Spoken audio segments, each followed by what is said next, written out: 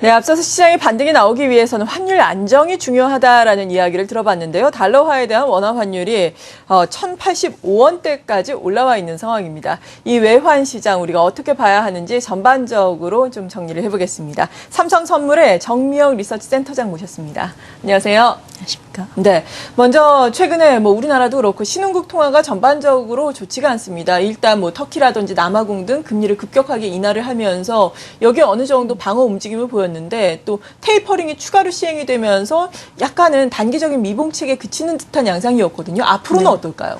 그렇습니다. 지금 터키를 비롯해서 인도, 그다음 남아공 등에서 적극적으로 금리를 인상을 하면서 죄송합니다. 네, 인상을 하면서 신흥국이 좀 안정을 되찾은 듯 했습니다만은 그 이후에 FOMC에서 추가적인 양적 완화를 시행을 했고, 양적 완화 축소를 시행을 했고, 네. 여기에다가 G2, 즉 미국과 중국의 경기 부진 이런 부분이 덧붙여지면서 신흥국이 다시 이제 불안정한 양상을 나타나고 있습니다. 일단 신흥국이 여기에 대응할 수 있는 방법이 많지는 않습니다. 사실 작년에도 신흥국이 상당히 불안한 양상을 보이면서 인도나 브라질 등에서 또 외자 유입을 촉진을 한다거나 또 외자 빠져나가는 것을 막는 이런 다양한 대책들을 혹은 달러를 확보하는 대책들을 세웠었습니다. 일정 부분 효과가 있었습니다만은 일단 단기적인 금리 인상은 그야말로 좀 단기적인 미봉책에 그칠 가능성이 높습니다. 예. 지금 신흥국이 이렇게 연초부터 굉장히 위기 주범으로 몰리고 있는 주요한 원인은 일단 고인플레나 경상수지 적자, 거기에다가 어떤 정치적인 불안 이런 양상들이 다들 맞물려서 나타나고 있는데 이게 금리 인상만으로는 해결되기는 어렵다는 거죠. 일단 금리 인상이라는 거는 외자가 빠져나가거나 혹은 들어온 걸 촉진한 그런 정책이라고 볼 수가 있겠는데 신흥국에서 돈이 빠져나가는 그런 근본적인 원인 치유가 되지 않는다고 하면 이게 좀 시간을 버는 거 이상의 효과를 기대하기는 어렵다라고 보여집니다. 결국 이제 금리 인상이라는 것 자체는 어떤 내수와 투자에 굉장히 부정적인 요인으로 작용할 수도 있는 부분인데 신흥국들이 지금 현재 안고 있는 고질적인 경상수지 적자나 그다음에 고인플레이율, 그다음 정정 불안 이런 문제들을 해결하기 위한 좀 강력한 정치적인 리더십과 능력, 의지 이런 것들을 보여주느냐가 결국은 신흥국이 장기적으로 위기 진화를 할 수 있느냐의 관건이 될 것으로 보이고요. 잘 알려진 얘기입니다만 무엇보다도 올해 주요 신흥국들이 대선이나 총선들이 줄줄이 맞아요. 대기를 하고 예. 있습니다. 그렇기 때문에 아마 이제 국제금융 또 투기적인 자본 입장에서는 이런 신흥국의 정치적인 이슈들을 가지고 굉장히 금융시장 흔들려는 시도가 올해 좀 다른 때에 비해서 좀 더 자주 나타날 가능성은 좀 대비를 하셔야 되지 않나 싶습니다. 네, 이에 반해서 달러는 계속해서 강세 쪽으로 기조를 잡는 것 같고 엔화 역시 안전자산으로 또 부각이 되면서 달러화에 대한 엔화 가치가 또 101엔대까지 내려오지 않았습니까? 네네. 엔화 약세 기조 자체도 앞으로 변화한다고 봐야 될까요? 앞으로 전반적으로 전망을 해본다면 어떻게 해봐야 될까요? 네. 엔화가 이제 작년 중반까지는 엔화 약세가 거침없이 진행이 되다가 그 이후로는 계속 좀 들락날락하고 있습니다. 최근에도 연초에 105엔을 돌파를 하면서 110엔 얘기가 그렇죠. 나왔습니다만은 어제 이제 100엔대 중반까지 떨어지면서 이게 100엔 아래로 떨어지는 게 아니냐 이런 얘기가 나오고 있는 양상인데 연초 들어서 엔화가 강세를 보이는 원인은 우선 이제 금융시장 불안에 따른 안전자산 선호 현상, 특히 신흥국의 불안이 엔화 매수를 좀 부추기고 있고요.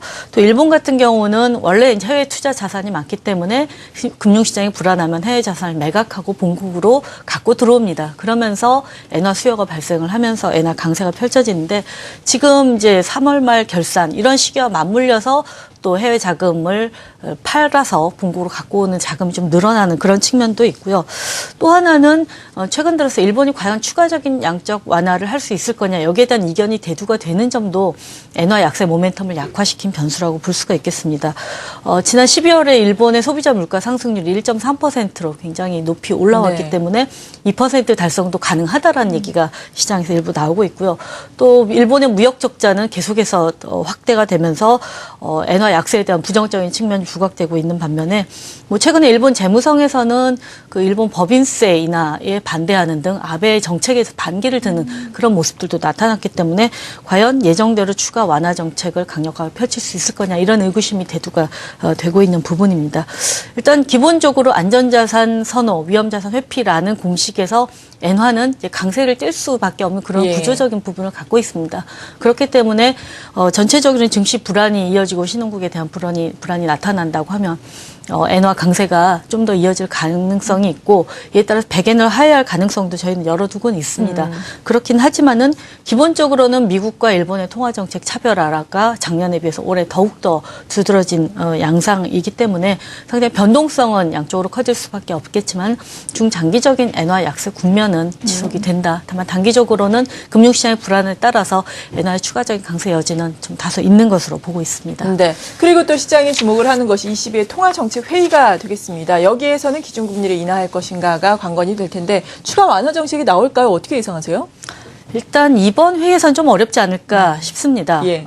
물론 이제 지난주에 유로존 소비자 물가 상승률이 0.7%로 다시 떨어지면서 추가적인 완화가 불가피하다 이런 인식이 확대가 되고 있는 건 사실입니다.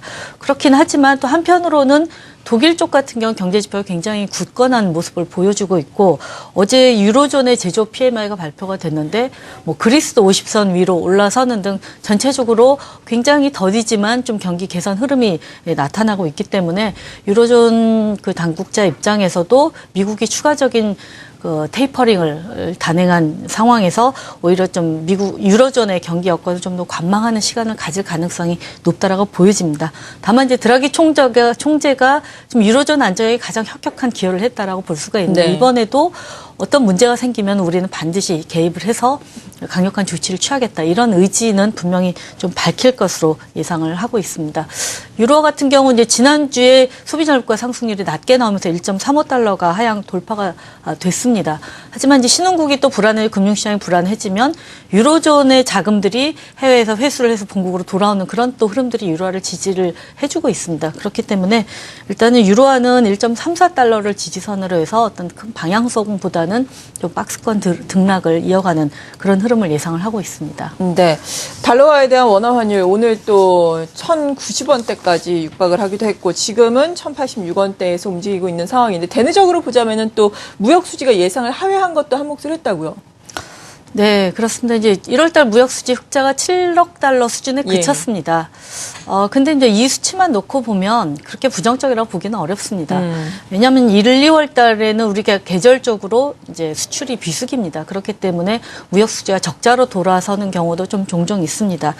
이번 같은 경우도 이제 수출이 0.2% 줄었고 수입이 0.9% 늘어났는데 차트에서 보시는 것처럼 일평균 수출 금액 기준으로 보게 되면 1월 달에 일평균 수출 금액이 20.7억 달러로 작년 평균의 20.5억 달러를 네. 상회를 합니다.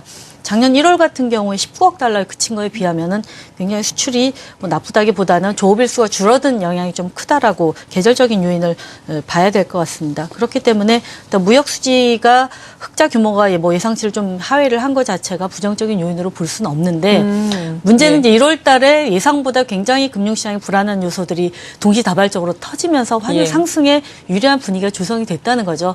근데 계절적으로 달러 공급 부위가 굉장히 축소가 되는 그런 시기에 환율 상승 재료가 나타나게 되니까 그 효과가 배가 되는 이런 현상이 좀 1월, 1, 2월을 통해서 외환시장에서 나타나고 있는 분위기가 아닌가 이렇게 생각이 됩니다. 네, 그러니까 이 정도의 상승을 만들 재료는 아닌데 환경이 그렇게 형성이 됐다라는 말씀이시네요. 네, 그렇다면 앞으로는 어떻게 움직일까요? 마지막으로 좀 정리를 해주신다면 어떨까요? 네. 일단 뭐 작년에 가장 저희가 뭐 세미나를 다니면서 많이 얘기했던 부분도 그렇고 원화가 신흥국과 차별화되고 있다라는 예, 부분인데 맞아요. 최근의 흐름을 보면 과연 그걸 또 믿어도 되나 의심하는 그런 상황이 벌어지는 네. 사실입니다. 근데 이제 작년에 나타났던 신흥국의 불안함과 지금과는 양상은 좀 다른 측면이 있다는 걸 봐야 될 것 같은데 작년에는 이제 테이퍼링 개시에 대한 불안 때문에 자금들이 그냥 일시에 좀 빠져나온 그런 흐름이었다면 지금은 이렇게 신흥국이 불안한 가운데 나타나는 다른 특징 중에 가장 큰 것은 미국 국채 금리가 떨어지고 있다는 겁니다.